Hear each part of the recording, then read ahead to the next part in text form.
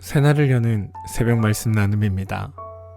부르심을 받은 사람들이라는 제목으로 고린도전서 말씀을 함께 나누고 있습니다.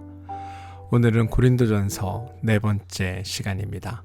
말씀을 전하는 저는 강민 목사입니다. 오늘 함께 나눌 말씀은 고린도전서 1장 4절로부터 9절까지 말씀입니다.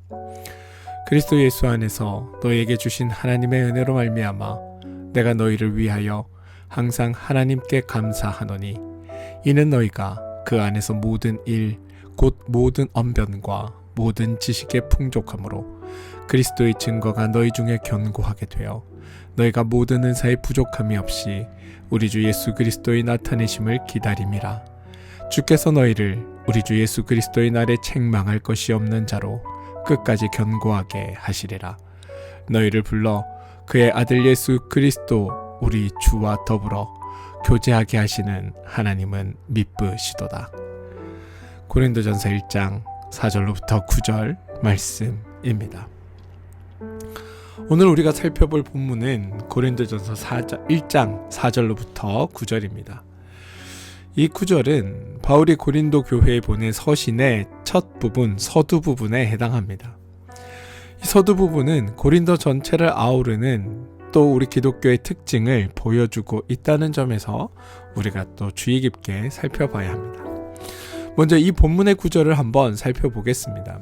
우리말 성경에서는 4절로부터 9절까지 여러 개의 문장으로 나누어져 있지만 헬라어 원문은 단 2문장으로 구성되어 있습니다. 첫 번째 문장이 4절로부터 8절까지로 감사하노라 라고 시작되는 문장이고, 두 번째 문장은 9절로 미쁘시도다 라는 말로 시작하는 문장입니다. 우리나라 문장과는 그 문장의 형식이 좀 다르기 때문에 좀 차이가 있지만 4절로부터 8절이 하나의 문장, 그리고 9절이 또 하나의 문장인데 4절로부터 8절까지는 감사하노라 이게 핵심이고 9절 문장은 미쁘시도다 이게 핵심이라는 것을 이해하시면 될 것 같습니다. 그리고 이 두 문장에서 우리는 기독교의 핵심 원리를 발견하게 됩니다. 여러분, 바울은 왜 고린도 교회를 향해 감사하노라라는 말을 이야기했을까요?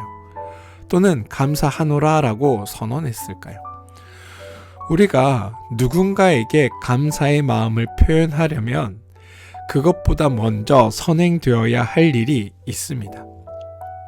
너무나 당연한 이야기이긴 하지만 상대방이 우리를 위해 무언가를 행했고 그것을 행함이 우리에게 유익이 되었습니다. 그리고 우리가 그 유익을 깨달았기에, 다시 말해 고마움을 느꼈기에 거기에 대해 감사하게 된다는 겁니다. 생각해보면 너무나 단순한 원리인데요, 여러분. 이게 기독교의 기본 원리입니다. 무슨 말이냐? 하나님이 먼저 일하시고 그 일하심의 결과가 우리에게 유익한 것으로 주어졌고, 우리에게 유익한 것으로 주어졌기에 우리가 거기에 대한 고마움을 깨닫고 그 고마움으로 말미암아 하나님께 감사하게 된다는 것. 만약 하나님이 우리를 위해 일하시지 않으셨으면 우리는 감사할 일이 없습니다. 또한 하나님이 일하셨을지라도 우리가 그것을 알지 못하거나 느끼지 못한다면 감사할 수 없게 되는 겁니다. 본문 4절에서 9절을 보시면 우리가 하나님께 복을 받기 위해 한 일이나 우리가 어떤 조건을 갖추고 그것 때문에 하나님께 복을 받게 되었다라는 조건에 대한 언급이 단 하나도 등장하지 않습니다.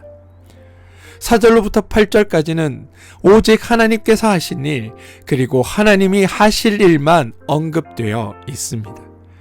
이게 여러분, 우리 기독교의 특징이라는 겁니다. 많은 종교들은 어떤 신의 축복이나 상급을 받기 위한 우리의 조건과 수단이 강조됩니다. 먼저 인간이 축복을 받을 자격을 갖추어야 하고 상급을 받을 만한 공적을 쌓아야 합니다. 따라서 이러한 관점에서는 은혜라는 개념이 존재할 수 없습니다. 그런데 이미 제가 수차례 강조한 것처럼 은혜란 자격 없고 조건 없고 수준이 안 되는 사람에게 하나님께서 공짜로 거저 선물로 주시는 복이 은혜라는 말씀을 드렸습니다. 그러나 많은 종교에서 심지어 기독교 안에서도 은혜가 하나님께서 우리에게 주시는 선물이 아니라 우리의 수고에 대한 하나님의 보상 혹은 상급이라는 개념으로 변질되어 버렸습니다. 안타까운 일이 아닐 수 없습니다. 게다가 단순히 변질된 것에서만 그친 것이 아니라 이렇게 변질된 하나님의 은혜의 이해로 말미암아 우리를 사랑하시는 그 하나님의 사랑에 대한 속성이 우리 가운데 사라지게 되었고, 여기에 덧붙여 우리의 자격과 조건을 따지지도 않고 하나님이 주시는 선물이라는 의미에서 은혜라는 특성도 사라져 버렸습니다. 그런데 바울은 하나님께 감사하노라, 하나님은 미쁘시도다 라고 선언함으로써 우리 기독교의 참된 특징을 분명하게 드러내고 있다는 겁니다. 여러분, 성경은 우리에게 무조건 감사하라, 힘들어도 감사하라 이렇게 말하지 않습니다. 그건 어쩌면 비인간적이고 비인격적인 요구에 불과합니다. 어떻게 우리가 감정에 명령할 수 있겠습니까? 기쁜 일을 겪으면 기뻐하고 슬픈 일을 겪으면 눈물 흘리는 게 우리의 자연스러운 반응 아닙니까? 따라서 감사하기 위해서는 감사할 만한 것들이 우리에게 있어야 하는 겁니다. 성경은 매우 자연스럽게 이렇게 말합니다.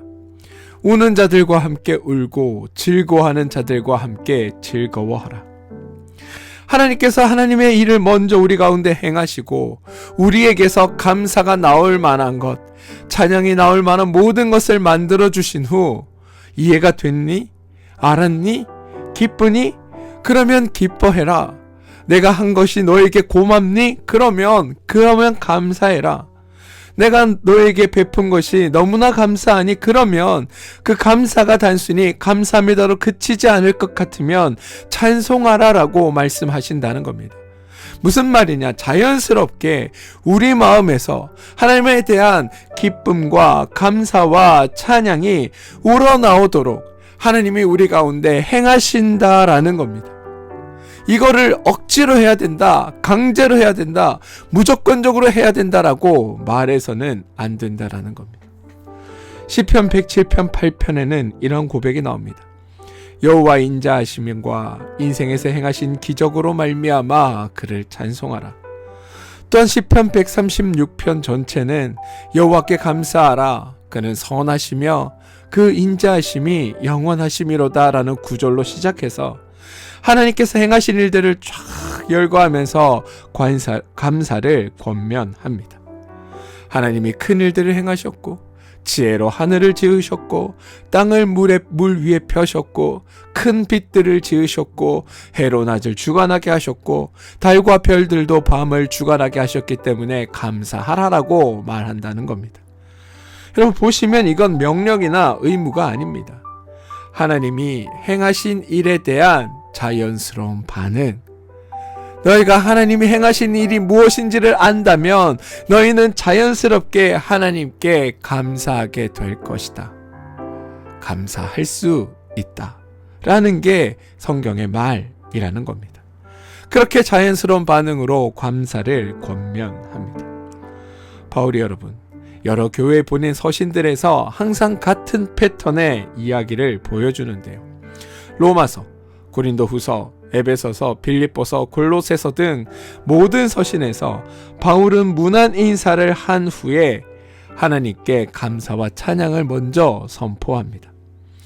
여러 교회들의 상황이 달랐음에도 불구하고 바울은 동일한 양식으로 편지를 썼다는 겁니다. 각 교회의 시기, 장소, 구성원, 수준, 문제 모두 달랐지만 바울은 이 모든 차이를 넘어서는 동일한 원리를 강조한 겁니다. 그게 바로 하나님께서 행하신 일, 그 하나님께서 행하신 일을 알고 그 하나님을 감사하고 그 하나님께 찬양하는 것. 그게 바울이 보여준 패턴이라는 겁니다. 이는 각 교회의 상황을 바울이 무시했다는 말이 아닙니다. 오히려 바울은 모든 교회를 바라보는 일관된 관점을 가지고 있었고 모든 교회에 동일한 기독교적인 해법을 제시한 것입니다. 구약을 보시면 여러분, 이스라엘은 기근, 전쟁, 질병, 국가 분열 등 다양한 문제를 겪습니다. 그런데 성경은 이 각각 문제에 대한 개별적인 해답을 제공하지 않습니다. 상황이 아무리 다양하고 절박해도, 상황이 여러 가지로 복잡하게 얽혀 있다 하더라도 성경이 말하는 대답은 언제나 한 가지였습니다. 그게 뭐냐? 하나님을 아는 것. 구약 성경을 살펴보면 성경이 일관되게 가르치는 중요한 진리가 있습니다. 다양한 상황과 문제들 가운데서도 성경은 그 문제의 본질과 해결책에 대해 일관된 관점을 제시합니다. 상황이 아무리 다양해도, 상황이 절박해도, 상황이 아무리 독특해도 성경의 대답, 하나님의 대답은 언제나 한 가지였는데, 그 하나가 뭐냐 하면, 너희의 모든 문제의 본질과 근원은 죄로부터 시작된 것이며, 그 모든 문제를 해결할 수 있는 유일한 방법은 바로 너희의 하나님을 알아야 한다는 것. 그거 하나였다는 겁니다. 하나님을 아는 것. 그게 정답이라는 겁니다. 예를 들어 이스라엘이 기근을 겪을 때 하나님은 그들에게 단순하게 농업의 기술을 개선하라라고 말씀하지 않으십니다. 이스라엘이 기근이 들었을 때 이 기근의 문제가 뭐냐 하면 너희가 식량을 잘못 심었기 때문이다. 관계의 수로를 잘못 만들었기 때문이다. 그래서 그 대안은 종자를 개량하고 저수지를 더 만들어야 된다. 이렇게 말씀하지 않으셨다는 겁니다. 이스라엘이 전쟁 중에 전쟁의 직면에서 적군과 싸우게 된 상황에 놓였습니다. 그때 하나님께서 이 상황을 놓고 이 상황의 문제가 뭐냐면 너희가 그동안 대비하지 않았기 때문이고 그래서 해결책이 뭐냐면 지금이라도 군사와 장수를 마련하는 거다라고 말씀하지 않으신다는 겁니다. 성경은 뭐라고 이야기하느냐? 그 모든 상황, 그 모든 문제 앞에서 너희가 이 일을 통해 하나님을 알게 되어야 이 모든 문제가 해결된다라고 말씀하고 있다는 겁니다. 성경은 이야기합니다. 너희에게 기근이 든 것은 하나님을 모르기 때문이다. 그래서 그 기근을 통해 하나님을 알게 되면 그 기근의 문제가 해결됩니다. 전쟁이나 질병 상황에서도 마찬가지입니다. 전쟁이나 질병이 닥치면 그 원인은 너희가 하나님을 모르기 때문이고 그것을 통해 하나님을 알게 되면 전쟁이나 질병의 문제가 해결된다라는 게 성경의 이야기라는 겁니다. 단순히 어떤 물리적인 해결책이 아닌 근본적인 원인에 대한 하나님의 방식의 해결책을 제시하셨다라는 겁니다. 모든 문제의 근본 원인은 너희가 하나님을 모르는 데 있다. 그리고 그 모든 문제를 해결하는 방법은 바로 하나님을 알아야 한다. 이게 성경이 가르치는 일관된 메시지라는 겁니다. 그리고 이게 성경 전체를 관통하는 핵심 진리이며 우리 기독교의 핵심인 겁니다. 신명기에서 하나님은 이스라엘에게 기억하라라고 여러 번 말씀하십니다. 하나님이 애굽에서 그들을 인도하여 내신 일을 기억하라. 강한 손과 편팔로 행하신 그 일을 기억하라라는 게 주님의 말씀이셨습니다. 하나님이 먼저 이스라엘을 도우셨고 또 우리를 도우셨기에 우리가 기억할 수 있는 겁니다.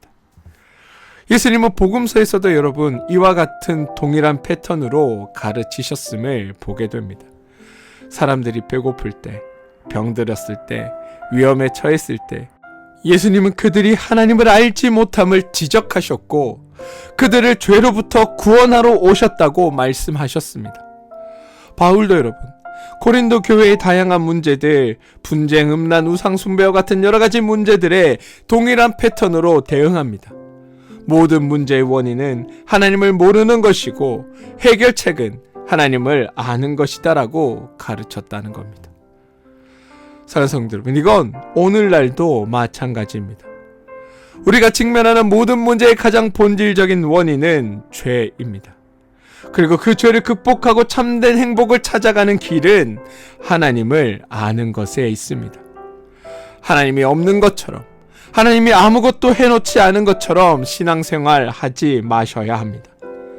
우리 그리스도교는, 우리 기독교는 살아계신 하나님을 믿는 종교이며 하나님의 일하심과 하나님의 역사하심과 하나님의 수고하심을 믿는 종교가 우리 기독교라는 것을 기억하신다면, 우리가 그런 하나님을 믿는다면 우리가 현재의 문제를 바라보는 관점이 세상과 달라야 하고 문제를 해결하는 방식 또한 세상과 달라야 하는 겁니다. 만약 세상과 동일한 방식으로 문제를 보고 세상과 동일한 관점으로 문제를 해결하려 한다면 우리가 기독교일 필요가 없지 않겠습니까? 예수의 십자가와 부활은 아무 의미 없는 일 아니겠습니까? 저는 여러분들이 하나님의 관점, 하나님의 시선으로 우리의 문제를 바라보고 또 여러가지 얽혀있는 여러가지 문제들 앞에 하나님을 알아가는 것에 집중함으로 인하여 우리 앞에 놓여있는 모든 문제들이 해결되고 풀려져감을 경험하는 놀라운 경험이 있게 되길 소망합니다. 사랑하는 성도 여러분, 우리 기독교는 우리에게 희생하라, 헌신하라 요구하지 않습니다. 대신 이렇게 부탁합니다. 하나님을 알아라. 너희 가운데 이루신 하나님의 그 일을 깨달아라. 너희 가운데 완성하고 계신 하나님의 그 놀라운 은혜가 무엇인지를 너희가 알아라. 제발 하나님을 알고 하나님의 행하신 일을 알고 하나님을 배워라. 이게 성경이 우리에게 하는 부탁이라는 겁니다. 사랑하는 성도 여러분, 저는 여러분의 삶을 통해 여러분에게 말씀하시고 여러분과 함께 하시며 여러분의 삶의 주인 되시고 여러분의 삶을 주관하시는 하나님을 알게 되길 소망합니다. 다른 것 말고 그 일에 여러분들이 집중하길 소망합니다. 오늘 나에게 벌어지는 그 수많은 사건들과 일들을 통해 오늘 하나님은 나에게 어떤 말씀을 건네고 있는지, 또 내가 어떤 하나님을 알길 바라는지, 그 일 가운데 역사하시는 하나님의 뜻이 무엇이고 하나님께서 나를 어떻게 이끌고 가시며 어떻게 복되게 하시는지를 알아차려가는 것, 그게 하나님을 믿는 우리의 삶이 되길 소망합니다.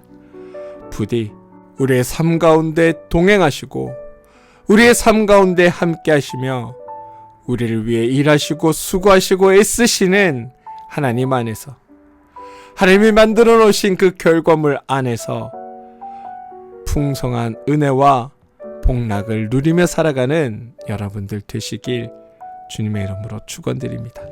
함께 기도하겠습니다. 주님, 모든 일의 시작이 아버지께 있고 우리의 감사와 찬양이 아버지의 일하심에 근거함을 고백합니다. 하나님께서 행하신 일들을 기억하게 하시고 그 은혜를 알아서 진정한 감사가 우리 안에서 우러나오게 하여 주시옵소서.